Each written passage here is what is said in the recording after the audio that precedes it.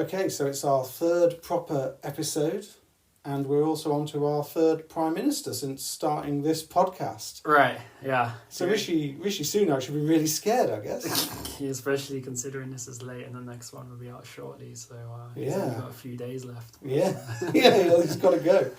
Okay, shall we try and get rid of him? Yeah, yeah. Okay, let's get to the drum kit. Okay.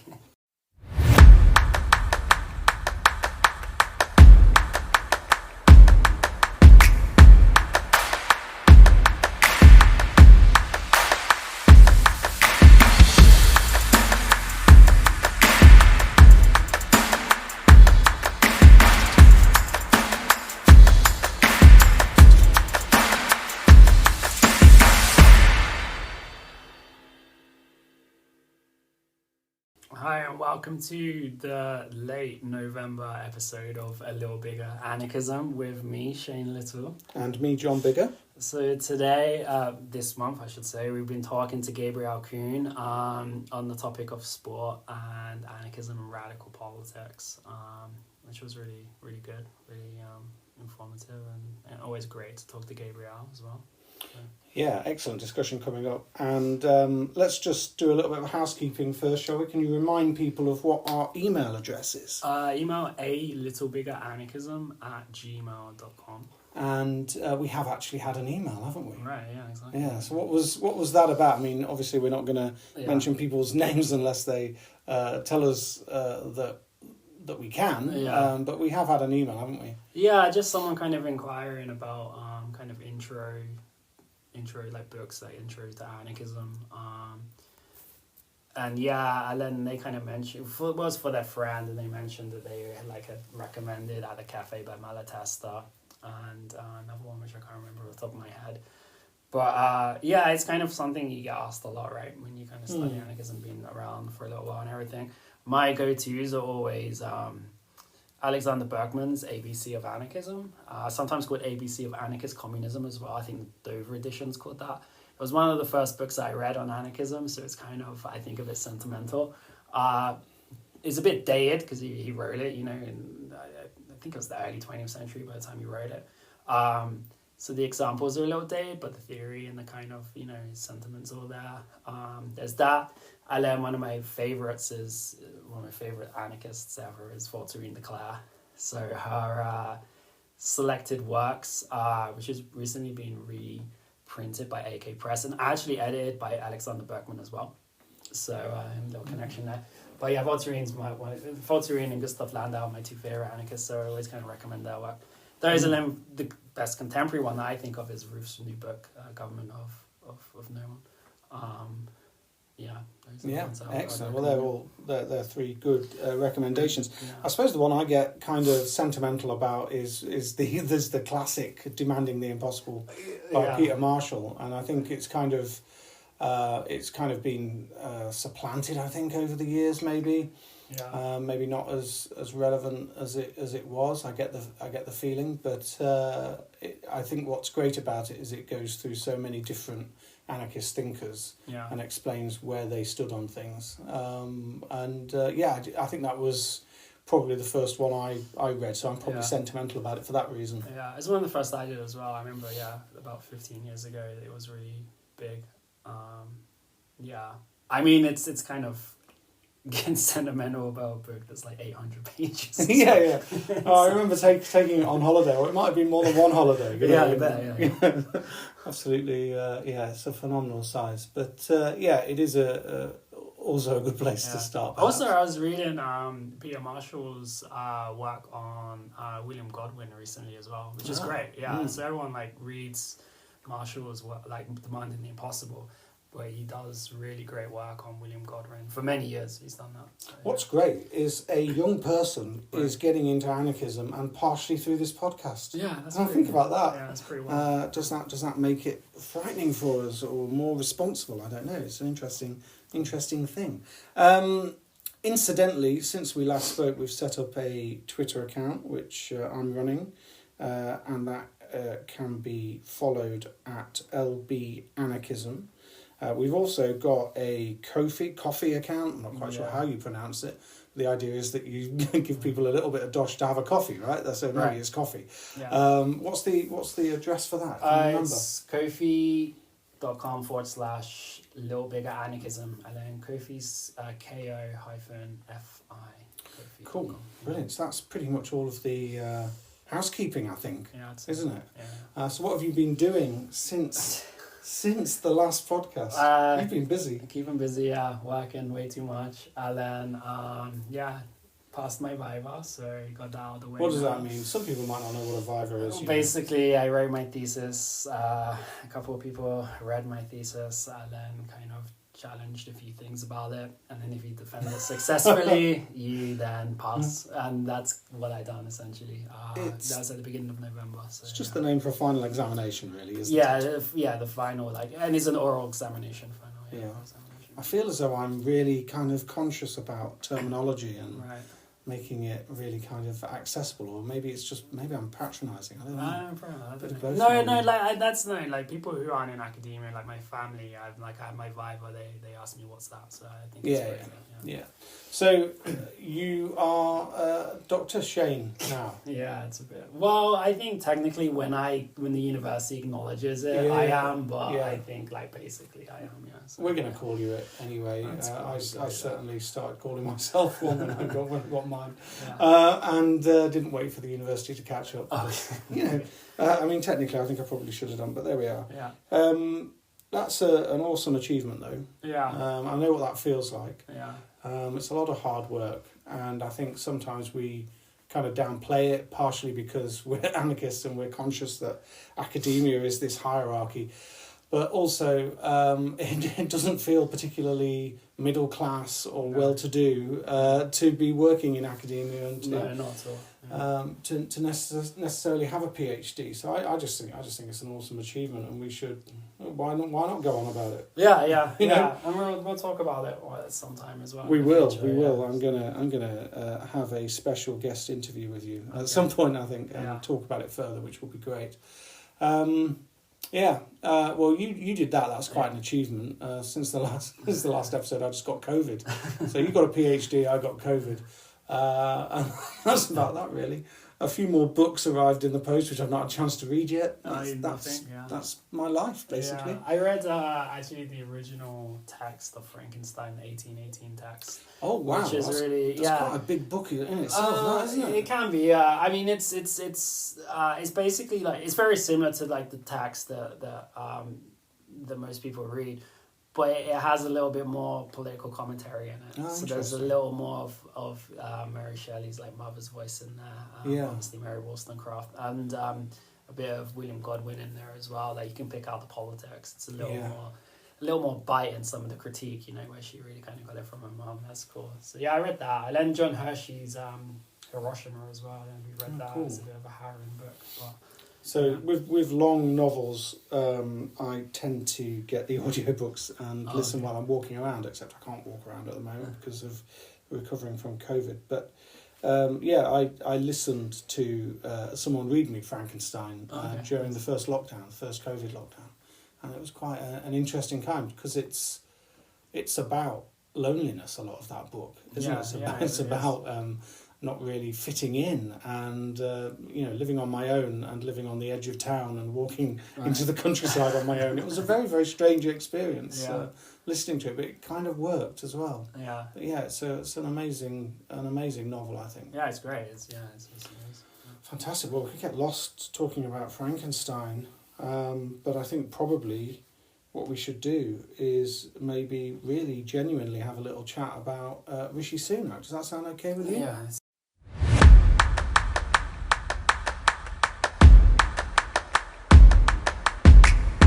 Right, so Rishi Sunak's Prime Minister, been Prime Minister now for 4 or 5 weeks. Everything seems to have calmed down, hasn't it? Yeah, but it seems like it might be heating up again. The backbenchers are a bit unhappy with the taxes, and so I think maybe it will start heating up again. You were right though, weren't you? I think in our last episode you said that Liz Truss was toast. Yeah. And I was a little bit more... I find it difficult to predict British politics and to kind of commit to some kind of prediction because it's so volatile. And normally predictions like, she won't last normally lead to someone lasting for another 5 years or something. Yeah. But you were spot on. I don't know, how do we take account of her 6 weeks in office? It just seems almost like they didn't actually happen. It's so bizarre. Because it seems like she was in office for a short time than 6 weeks as well, right? Yeah. It's quite a lot happened. Like she started on her second day the Queen died, was it? Or the third That's day? right. Like so there was that. So that like ate up like a week and a half of her, like the beginning of her. Was it only a week and a half of mourning? It felt like so much it felt like longer. forever, didn't it? Yeah, it really did. And then there was the build up to the budget, and then the budget, and then the downfall. Yeah. So it was pretty fast. So last time we talked about British politics, we talked about how a space had opened up over the last few years for Labour to try to occupy, in which people were much more ready for state intervention in the economy. And it seems that space still exists, but now the Conservatives have also moved into it. Yeah, and they've done a bit of they've kicked austerity down the road for 2 years until Labour take over, haven't they? Really. So it's like they've committed the country to austerity without putting us through it now, and it's kind of like So it's really sneaky what they did. And it's kind of like everyone's I'm gonna say everyone. My kind of like feel for like the Liberals is the Guardian. And they've kind of accepted that we need to pay more taxes. And there's been a lot of articles in The Guardian that we can't have like North European benefits with North American taxes and everything, And it's like, it's very all well, like middle and upper middle class people saying we need to pay more taxes, right? But when like wages have been stagnating at the bottom for so long, asking those people to pay taxes is like something else. So like, they've kind of ticked that box almost there with the kind of, so they kind of pacified that side, I feel like. So I feel like Sunak will probably see through the year and a half or 2 years until the next election.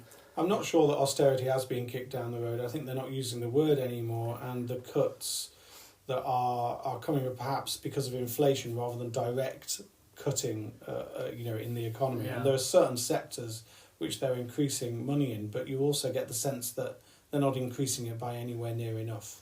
And we've got a national health service that is really struggling, and it's difficult to see how the extra money is actually going to solve the problems. It's going to it's a sticking plaster, suitable for the NHS, but it seems like we need a much more radical discussion in this country about what public services are and how they are delivered, and I don't think we've got either party kind of in a position where they're going to be doing that.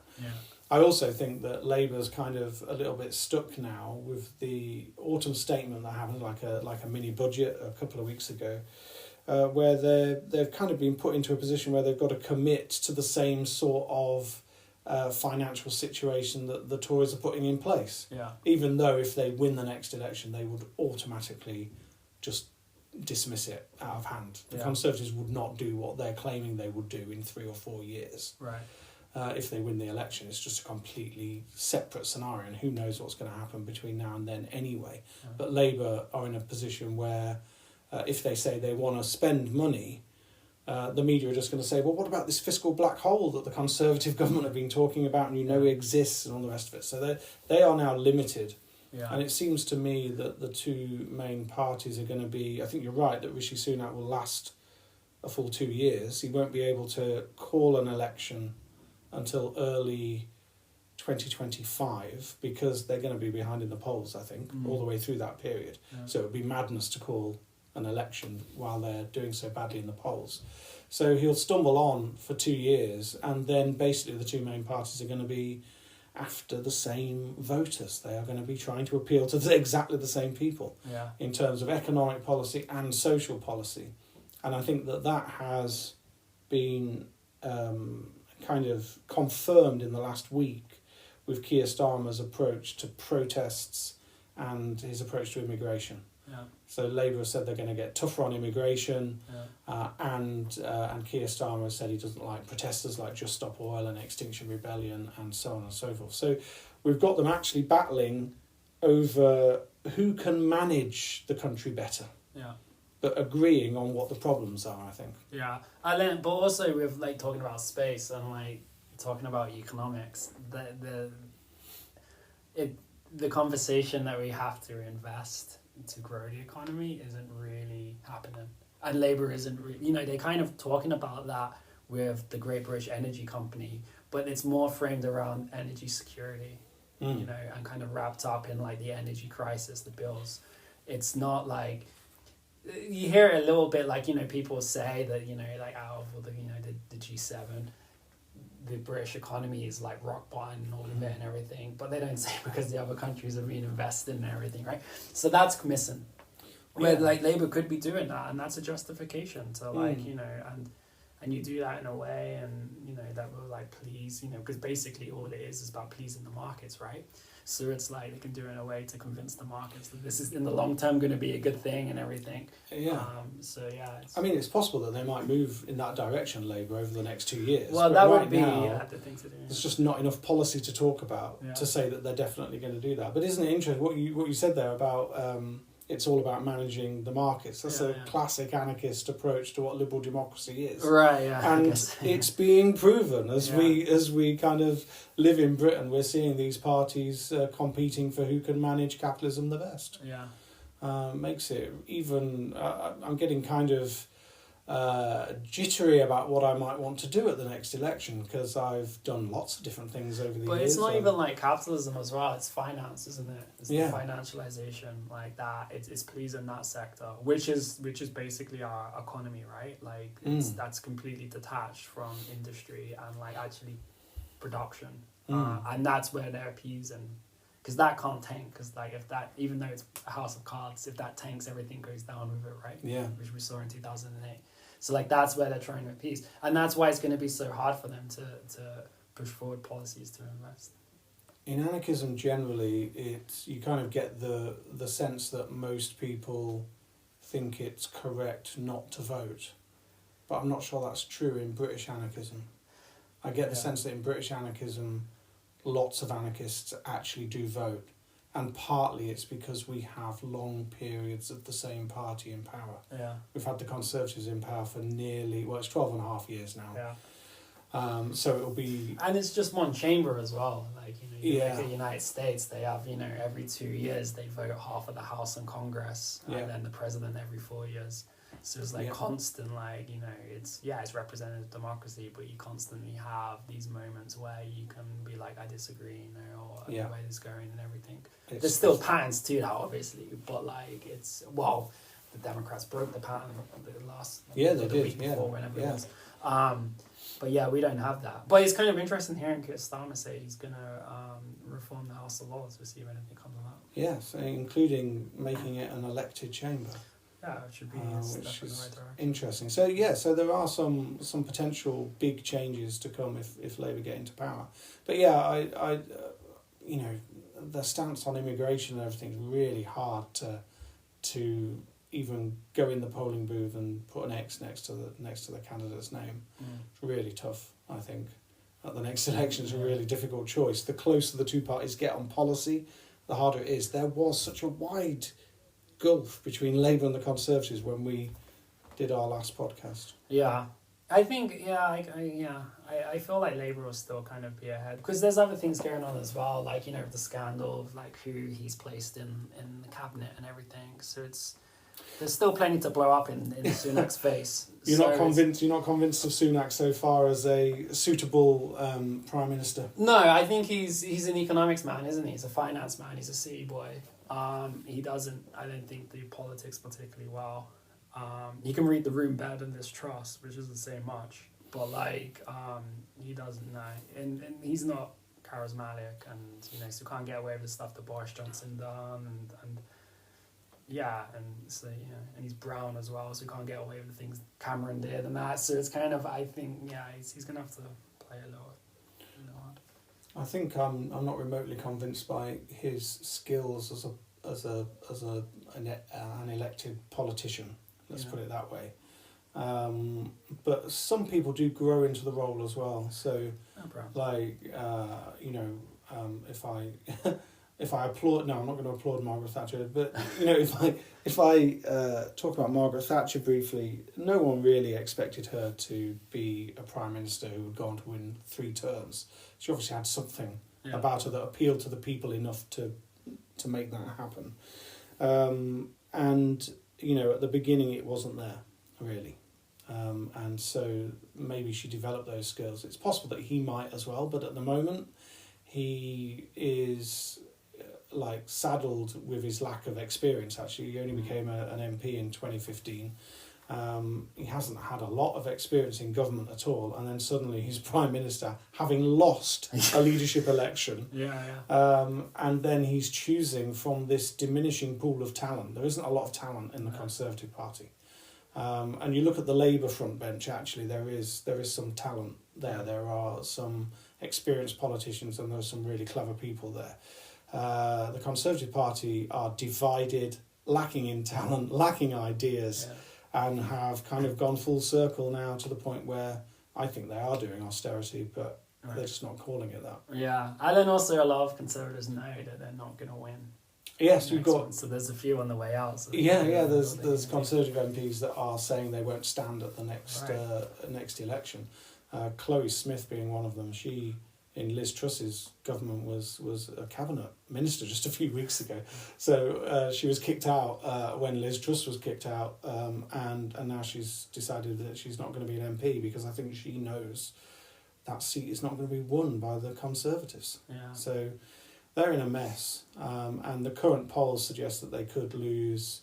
They could go down to perhaps 100 seats. Some of the more extreme polls are suggesting they might go down to just 65 seats. Doesn't seem likely, but you never know. You never know. So much could go on, and I think the Conservatives. So I've seen a couple of different kind of bits of analysis on the next election, and some of the mainstream journalists are saying that this, Rishi Sunak is going to be hoping that this is like 1992. So in 1992, when John Major had become Prime Minister in 1990, the election was 2 years later, and against the odds, the Conservatives managed to form a government with a very, very small majority, a handful of seats. And other people are saying, but it could actually be 1997 all over again, and they could be, facing wipeout and a massive Labour lead and a landslide for Labour and all the rest of it. And I don't think either of those two things are really likely, because you can't. Isn't it? Yeah, exactly. It's totally different. And it's what's going to happen in April when the price cap goes up again. Well, maybe that doesn't hurt in the spring and the summer, but in that next autumn, what's going to happen then? They're banking on wholesale prices going down, but I mean, that's they're plucking that off thin air. Basically, no one knows what's going to happen there. And then, they're hoping that inflation is peaked or going to peak very soon. I don't know. I just did my groceries. I bought the same thing I brought last week, and it was it was more expensive. And it's like, it's people are gonna get pissed off really fast. I think so. And like you said last time, I think it was last time you pointed out that, well, it might be in a different podcast, but you pointed out that the previous recession didn't really affect the middle class. Yeah, this one is. And I think this one is affecting people who are earning above average earnings, and you can just see what happened to Liz Truss was partially about mortgage prices, wasn't it? And now it's like local councils are going to increase council tax, which is to me the most egregious tax we have in this country. And so you're going to have that. That's going to kick in soon. And wages go up, but the tax brackets haven't gone up with the inflation, so you're going to make less money. It's going to piss people off. So I suppose, in short, we can say it feels calmer because Rishi Sunak's been around for several weeks without a hint of him having to go, or the economy crashing further. But he has a mini crisis, like he had to go to the climate conference. Oh yeah, you know. Yeah. So there was that, and then it was like Braverman, her name is, isn't it? Yeah, the Home Secretary. Yeah, Suella Braverman. Yeah. Like, you know, have to justify that, and then so there's been that already. So, you know, he's already kind of rocky. Yeah, but it just feels less. It just feels, you know, exactly. Yeah. Just because Liz Truss was, I don't know how to describe it because it still doesn't feel like it actually happened. But there she was, for a brief moment. Yeah. So we can expect more volatility then, is what you're saying, I think. I think so, yeah, because winter hasn't kicked off yet. The strikes haven't kicked off yet. And, you know, the Transport Secretary was in the news today saying that, you know, ruling out inflation matching pay rises, why these companies are making incredible profits.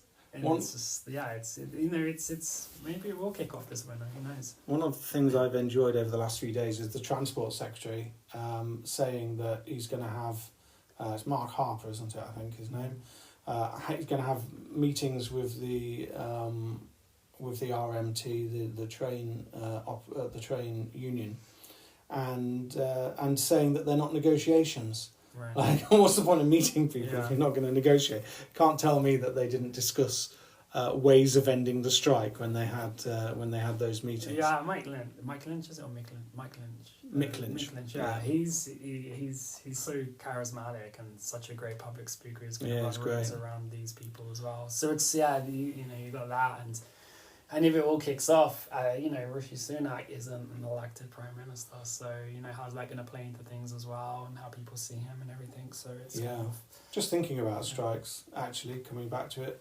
the Royal College of Nursing union has balloted its members, and they're going to strike for the first time in their history, over 100 years of history. And so I'm working at a high school now, and if the school I work at has any kind of like implications, it's the teachers are looking to strike as well. Universities already gone on strike. They're going to go on strike again this week. And civil servants, the union I used to be in. The posties are going on strike. It's just like a really big list, and it feels larger, I think. Not that I remember the Winter of Discontent in 1979 because I was 3, but from what people have described of it, it feels like it's getting as big, if not bigger than that. Yeah. Now. But I think like what's over the strikes that kind of like gives me kind of tempers my optimism is that I don't think people realize how much money these companies are making, and because they're feeling the pinch, I think people kind of then assume that companies are also feeling the pinch without realizing they're making like history, like making like profits, like record profits, and that there is enough of this money to go around and to pay people a living wage. That's not in public discourse. No. And that's what kind of like worries me with these strikes, it's like, like maybe they won't be able to win as much as they might otherwise if that kind of like rhetoric was there, if you get what I mean. So one of the things that's not in public discourse is an alternative to capitalism, isn't it? So social democracy's not even on the cards. So everything that's discussed about the strikes is in the framework of keeping the economy working. So strikes can be easily dismissed by one side, and Labour find it very, very difficult, seeing as they're funded by the unions, to defend strikes. So they've got to look like they're supporting workers but not supporting workers. Yeah. And often it ends up with the people at the tops of the unions getting the blame for the strikes happening. Yeah. Lynch has already been called the Grinch, isn't he? It's still Christmas. But they don't really mention the fact that he's got like a whole load of people underneath him who've actually voted to do something. It's not seen as a democratic process, trade unionism. And that's quite difficult to get through. So the average person watching the news is not going to be thinking about all of those things. They're going to be thinking first and foremost about their own life and whether they can get to work, whether the strikes impact them, maybe the fact that they're not going on strike, maybe they see strikers as selfish, maybe they're worried about something that crops up in discourse quite a bit on the TV news channels that I've seen, is the idea that businesses could suffer because of strikes, like their workforce go on strike, and that could actually bring them to their knees. That's something that gets. You mean the point about. Of a strike? Yeah, the strike might actually work. Yeah, no, but actually it makes the business bankrupt, and then everybody loses their job. Is one of the arguments that's put about. Again, that's the kind of like that's why you have this conversation put into context of how much money these companies are making, right? Yeah, and it's like when that's missing, you then expose yourself to these the critiques which are like non-existent really. Yeah, critiques, yeah. So we're living in quite a volatile country still, I think. Yeah. Volatile politics, led by a party that is divided. What could possibly go wrong? It almost seems like we have a zombie economics, a zombie economy, and a zombie government. It's what a perfect time to end our discussion. Yeah, there you go. Right.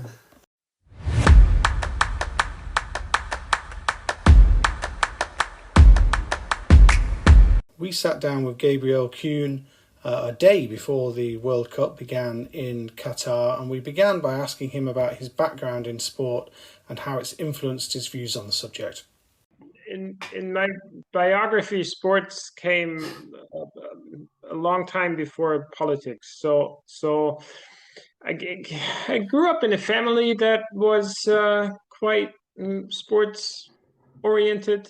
Both on my mom's side and my dad's side. My dad competed in sailing. My mom's family was a skiing family. And so very early on, I kind of embraced that part of the family history and played different sports when I was young, competed in different sports and really was very passionate about that. So I always say until I was about 14, 15, I had very few other interests. And then out of the different sports I played and competed in, which mainly was football, tennis, and then skiing, at a time when young people are supposed to focus on one if they want to get somewhere. So at the age of 12, 13, I focused on football, partly, to be honest, because it was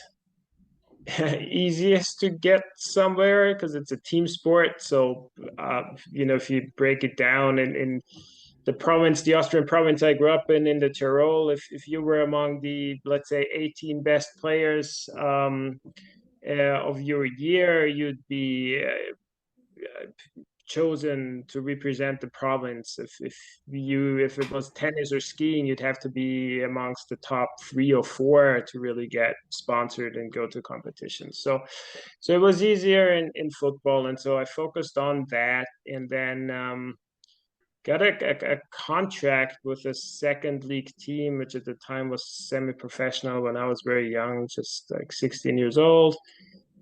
And basically, though, right at that time, I started to develop other interests, which soon took over. And that was politics then, but also just traveling. I just wanted to do other things than, be at home and focus on sports, which sort of required a lot of, at that time, a lot of commitment. And to make a long story short, when I was 18, I sort of made a decision that I'd play another season, and if I got offered a contract with a first league, fully professional team, then I would go for that and try to have a proper professional career. But if that was not the case, I would just drop the football path altogether and focus on other things I was interested in, because getting stuck in that sort of as I saw it, semi-professional football for years, that wasn't really very of interest to me. And so I never got offered that contract. So I stopped playing competitively when I was 19 and started traveling and focused more on the politics and did some studying. And but the interest in sports never vanished. So I mean, now we're here 30 years later, and I've played and practiced and taught sports in different ways, was involved in different projects, alternative sports clubs, and the like. And I write quite a lot about sports. So I've done a few books in English on the connections between radical politics and sports. And I also nowadays write regularly for the sports pages of a German daily called Junge Welt, which is one of the 2 GDR dailies that still exist. So it's essentially a communist daily newspaper that has, I think, a pretty good sports page. So yeah, so that's my sports background. Yeah, and then so then your interest in radical politics came after the sport, or time in sports, so then you kind of connected the two later on. Is that? That's exactly. So I, big into sports growing up, and then just around, well, I guess age 16, got interested in politics very quickly from a more general interest.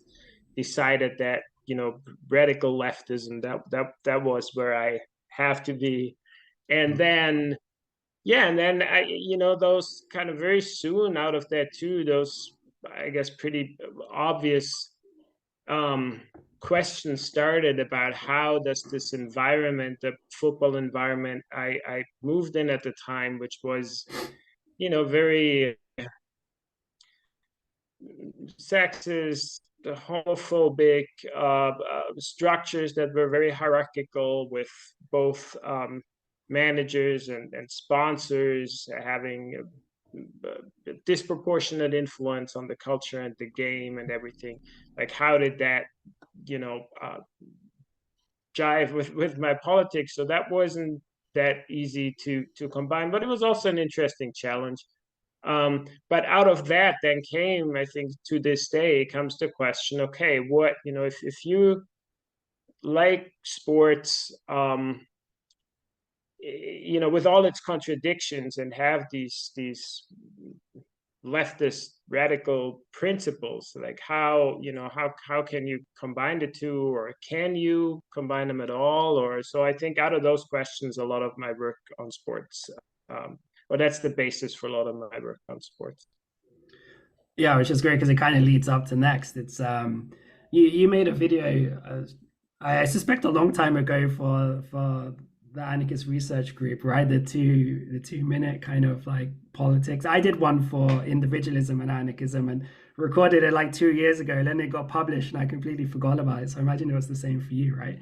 No, it wasn't that long ago, because I remember that I saw the call for those videos, and I mean, I always refer to myself as a technophobe. I mean, I use computers and stuff because you sort of have to, but any extra step I can avoid, I avoid. So when I saw that you have to do a video, I was like, okay, that's not me. And then I did see, though, some of those first videos being uploaded, and a friend of mine had done one that was basically just a kind of a PowerPoint that was, put into motion, and then, looked like a video. And he said to me that it was very easy to make, and I actually liked his video, and so I figured, well, I think I can do that. And so, I did. I was very proud. I did the video, and they did upload it. So yeah, so it wasn't, but I did that maybe, time goes so fast. It was probably a year ago.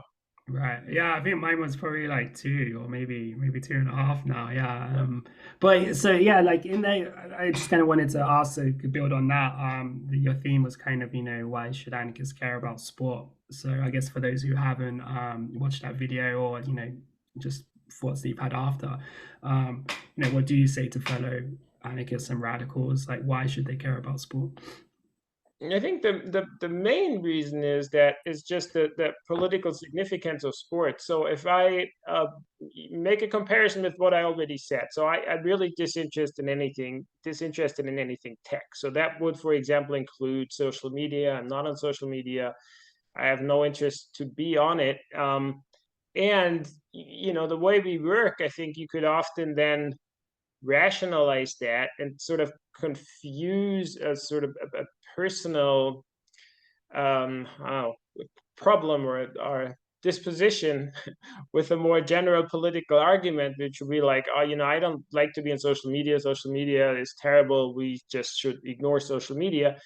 But politically, that would be the wrong conclusion, because whether we like it or not, a lot of today's politics happen there. So I'm very happy for other radicals or anarchists to be present there. Whether that means to just uncritically use it, probably not, but to be there and interfere in the sort of communication that happens there, the spread of information or misinformation, whatever.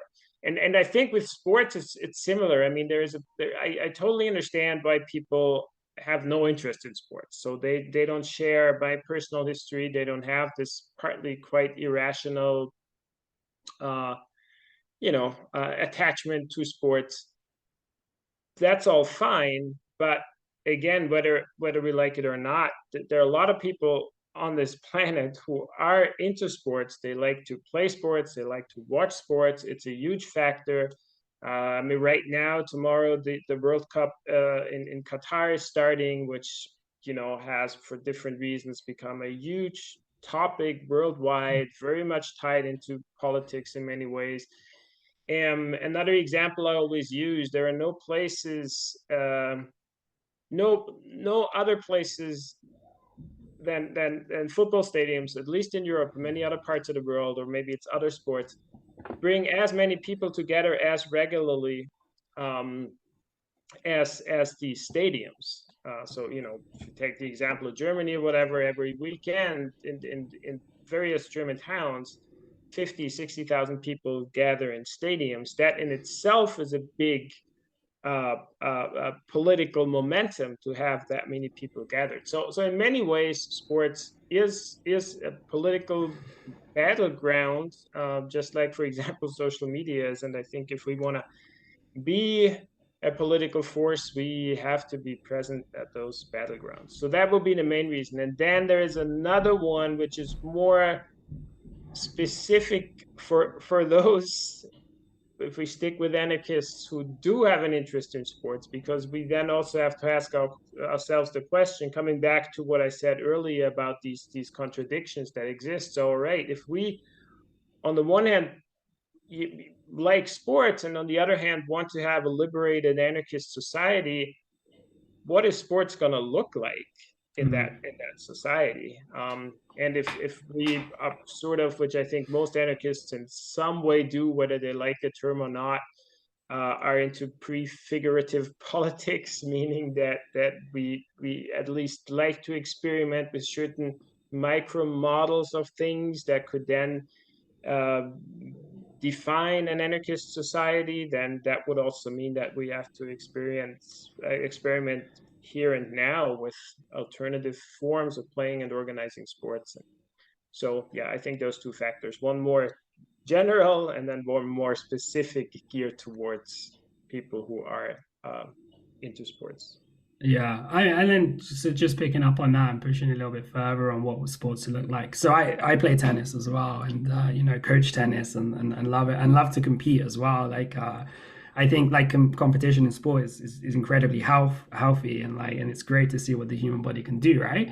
But then obviously that can then turn into fandom, which can then turn quite toxic, which can then materialize in regional factionalism, or international divisions and everything. So I mean, and you talk about the World Cup, and then this kind of a contradiction I live as well, is that I quite like this young England squad, and I want to see them succeed, and that's quite nationalistic, and kind of the antagonisms. So how do you navigate that, Len? Or how do you think about that? And also, do you think that, a kind of anarchist approach to sport and kind of competitive sport would still, how would it mitigate that kind of potential toxic kind of fandom, if you will? Right. So there was a lot in that comment, those questions. I think I'll focus on two things. And one is the nationalist bit, and then the other one is the fandom. So okay. We start with and I mean, they overlap, but I think they're still two sort of separate issues in a way. I mean, if the nationalistic bit, yeah, I mean, I guess, whatever your reasons are for supporting a particular country in a sports competition, there's a nationalistic element to it. However, I would argue, it can be expressed in various ways, and there's also there can be different reasons for that, some of which I find are more perhaps natural, human, innocent than others. So if we start with the expressions, I think that's fairly obvious. I mean, you can have, and I think everyone who's into sports and has been part of sports competitions would have made that experience, that it's not necessarily a contradiction to be part of a competition where you play for a certain team and want to win, or you root for a certain team and you want that team to win, and then others play in or root for other teams. However, the overall vibe is mainly one of, we all enjoy this common competition. That's why we hear that there's some excitement, some suspense, but the overall sense that you have is having this, shared common experience. And then sure, someone wins and someone loses at the end, but it's kind of like, you play games, it's part of it, but there's no, no hard feelings. And you often, out of that, you can make friends and strong connections. And so if that happens, I think that's, all fine. Obviously, very often, especially if we look at the football World Cup or whatever,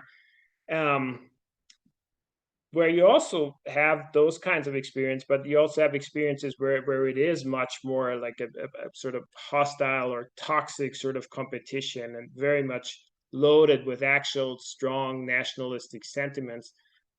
Which then brings me to what I said about the different reasons for supporting, for example, your national team. So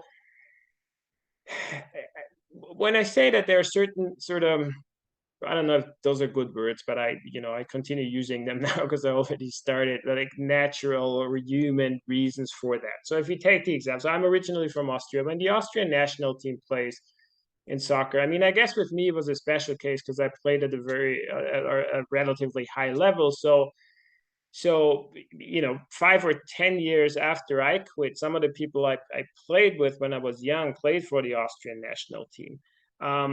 So I knew them personally. But even if you don't, especially a country like Austria, you will have players on that team who maybe grew up in the same town that you grew up in, or they know someone There just often is a stronger sort of personal connection to that team. If you narrow it down, you grow up in a small town, and there's a football club, and it's an amateur club, so they don't have players from everywhere, but they're mostly local players. You will know a lot of those players personally, or family, whatever. They're your neighbors, so it's kind of natural that you'd root for them, or you're closer. Your emotions are closer tied into that team than into other teams, and in a sense, that's still true, I think, for a team that represents the country you grew up in. And so on that level, I don't think anyone has to feel ashamed or guilty for supporting, a national team if you're interested in that.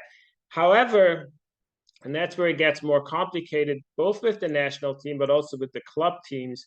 I mean, at one point, what I call these natural human connections, they sort of disappear, or they become very, very abstract. And you got to ask yourself, hold on, like a second, why am I really still supporting that? Aren't you just buying into this, collective identitarian thing that's one of the very problematic aspects with, for example, nationalism? Like, I'd say the same about clubs. I mean, if we take an example, I grew up not far from Munich. So you could argue, in the region where it might be natural to support Bayern Munich. Fine. However, I mean, the connection to the club and the players today are, even if you live next to the stadium, I mean, you never meet any of those players. You don't know them. You have no influence over what's happening in the club. I mean, in Germany, it's a little, you could technically be what they call an active member, and have some kind of influence, but it's still, it's very distant, and most people don't. So in that situation, I mean, what really is the connection? And then often I feel like it becomes this sort of abstract identification, which is problematic. And then I come into fandom. So the problem with me talking about fandom and football supporters in general is that people often get disappointed with my answers, because a lot of the activism around football comes from supporters. And that is often very good. There's a lot of anti-fascist organizing among supporters. There's a lot of critique of FIFA and other football associations, and all that's all very good. However, coming back to my personal history, I've never been a football supporter in that sense. So my approach to the game has always been, I like to play it. And at one point, I developed a sort of, interest in the social, political, cultural connotations of the game. But my experiences as a supporter, which, I was on the terraces quite a lot as a youth, and then on various occasions later on, that was never anything I particularly enjoyed, to be honest. It was one of these like sort of group mass experiences that I find have problematic connotations. Like, for example, if you have these sort of classical now images of where you have so-called capos, I don't know if you call them that in the UK, but people like ultra type leaders, so they usually have their back turned to the pitch and they just face the crowd and they tell them what songs to sing and stuff like that. Yeah. And then standing up there and then having this one person there tell you what song to sing or when to raise your hands. Like, I don't do that kind of stuff. I just think it's silly. It is dumb, And a lot of football supporter culture, when you talk to people who are into that, that's the kind of stuff that they like. It's this, common collective experience and so for me, all of that's pretty problematic. And so with a lot of, for example, with also some of the progressive football magazines I write for, to be honest, I often find that they're too uncritical of football fan culture, which also kind of makes sense. I mean, their main audience are football fans and often sort of progressive football fans. So it's a difficult, I guess, difficult position for them as well. But yeah, so the whole fandom thing, I actually think is rather problematic. Mm. I guess something else as well I wanted to ask is, there's like what you said, a lot of good things and kind of projects and campaigns originate in the fans. And then sometimes some sports people will take the lead in social issues and everything, and again, in tennis, that's always kind of been, especially the women have done a lot, in like social issues and everything there, which obviously if you're not an athlete, you're limited in what you can do. So I just kind of like wondering, like, thinking of like your historical work on sports and politics, any particular examples of events where you kind of seen fans do organize campaigns or community projects for like the good, for like good cause, or kind of in any kind of transformative way?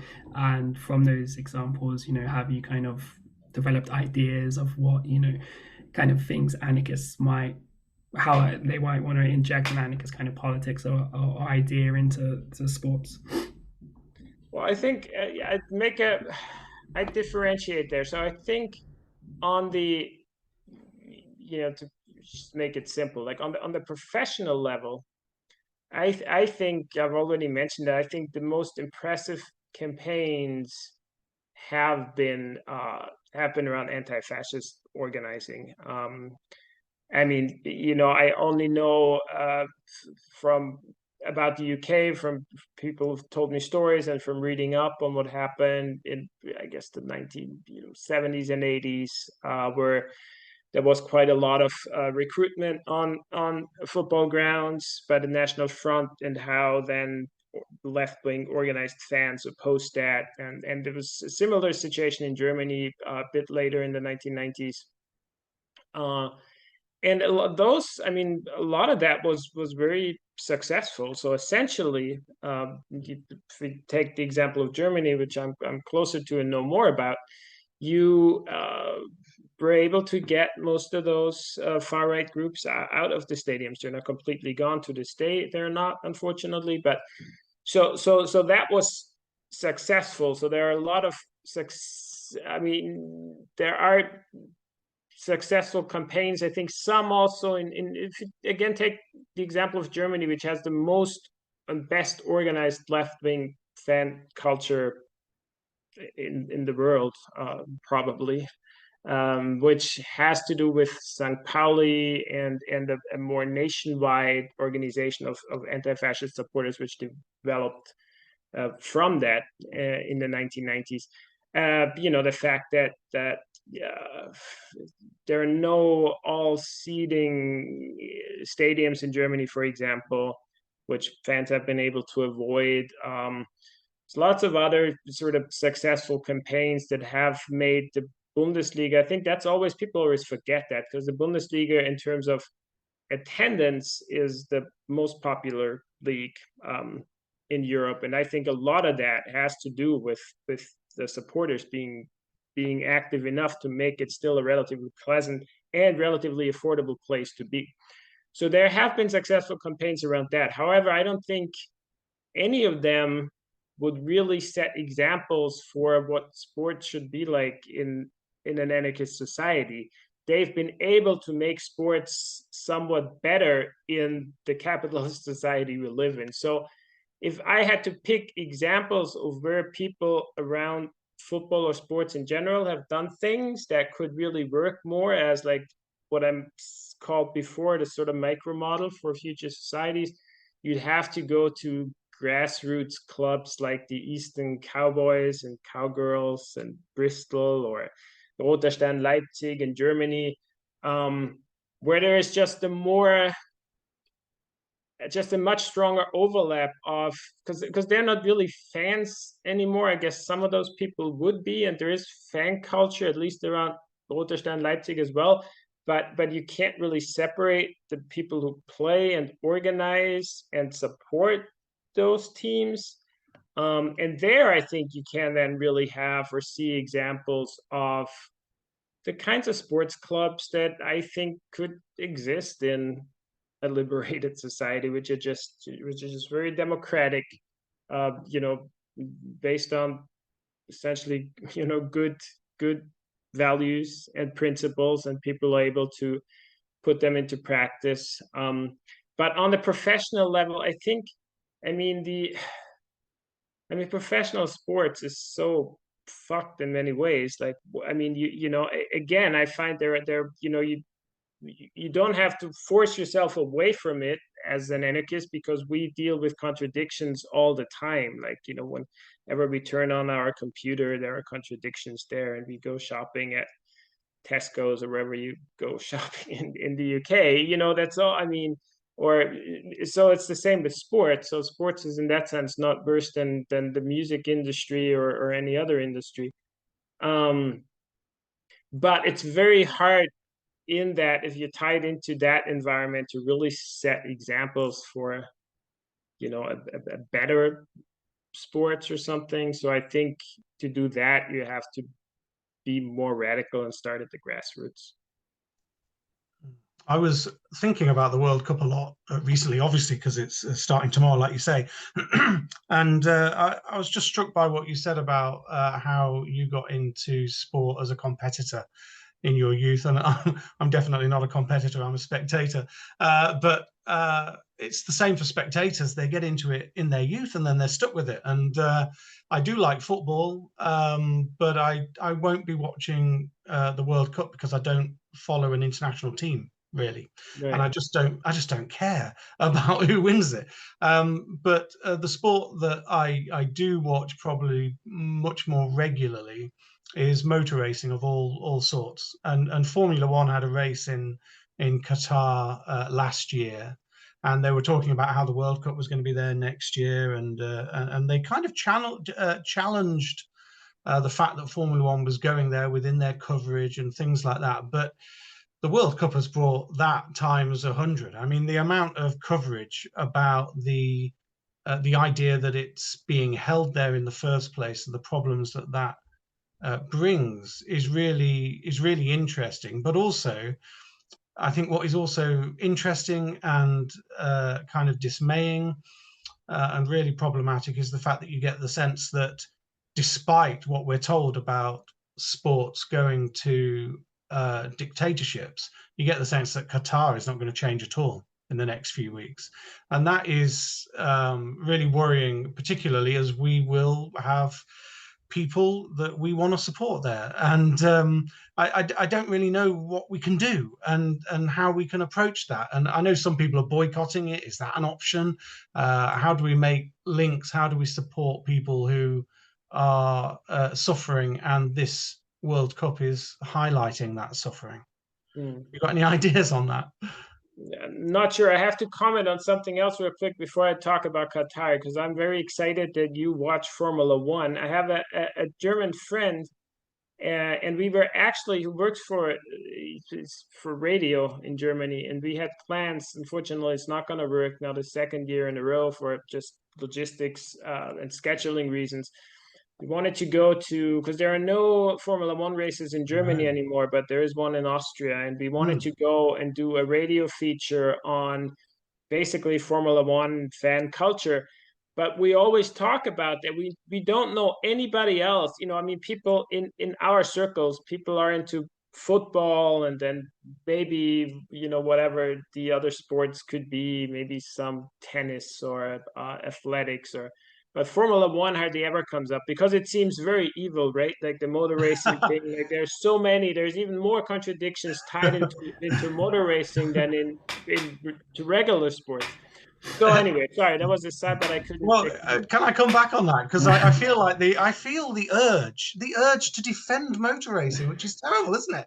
I started to feel about it quite differently recently, just because of a discussion we had with Ruth Kinner at the beginning of our podcast series, where she was talking about how climate change is not necessarily leading to people changing the way they do things.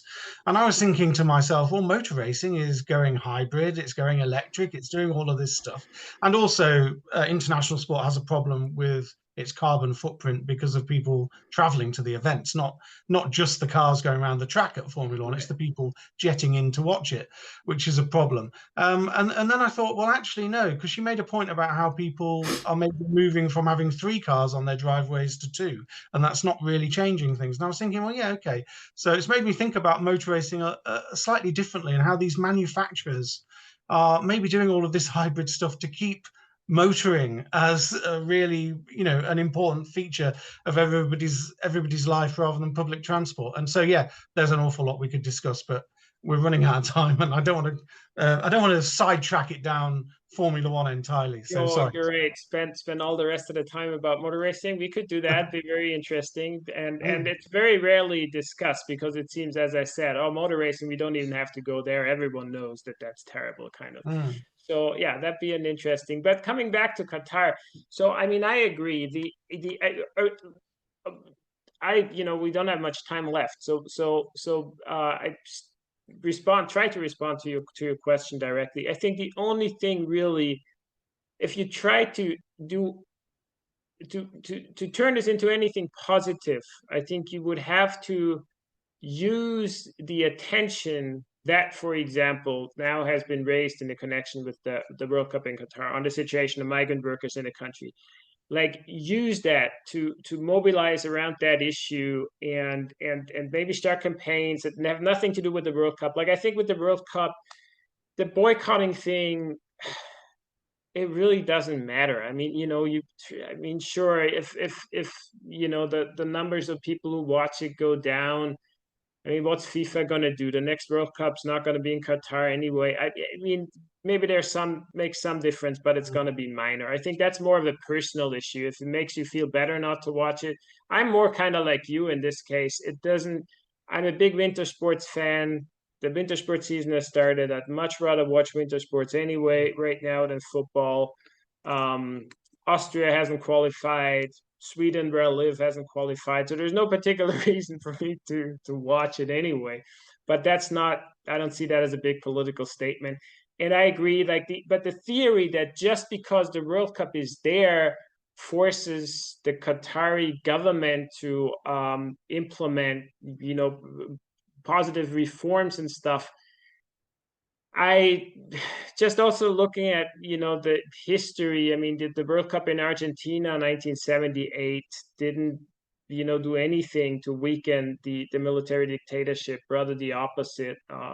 34, World Cup in Italy under the fascists. It was kind of the same kind of thing. So I think that won't happen just because the World Cup is there.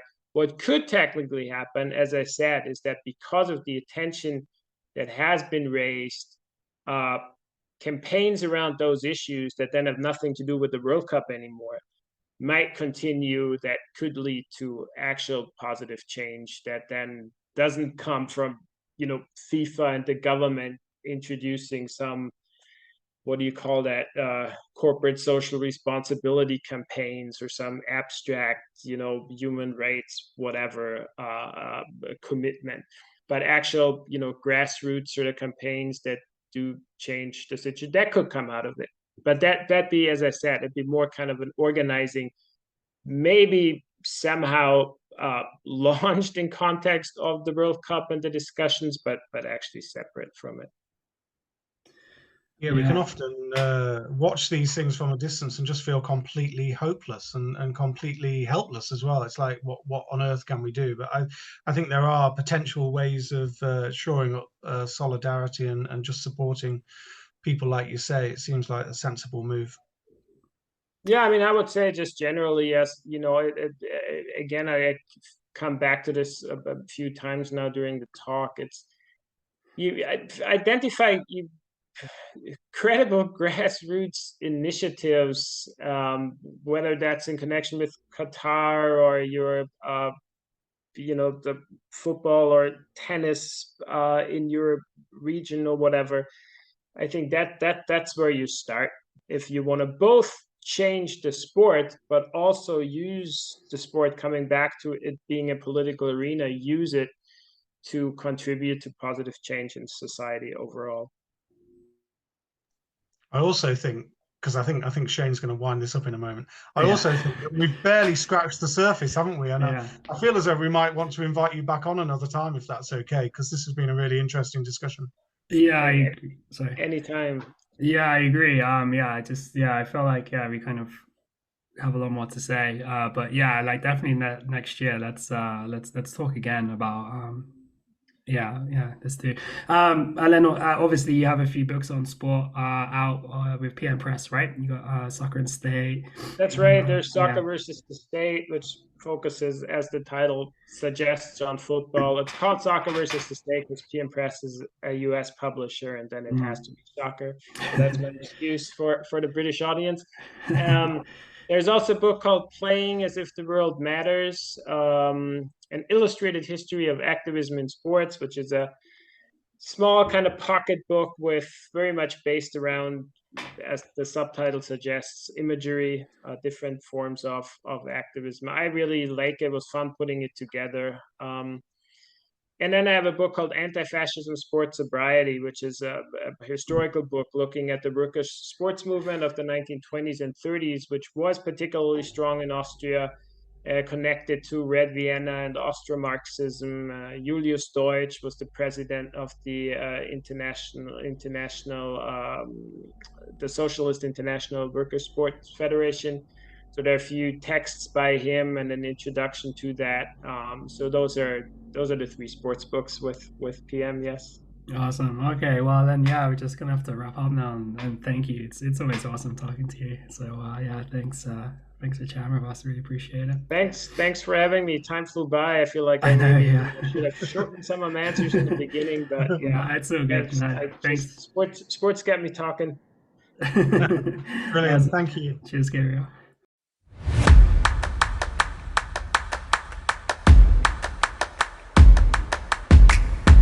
And that's it for the November edition of A Little Bigger Anarchism. Thanks again for listening and for your support, and subscribe on whatever podcast platform you use. And if that platform has a rating, also, if you feel inclined, give us a rating. It helps the podcast grow. And until next time, that's bye from me and John.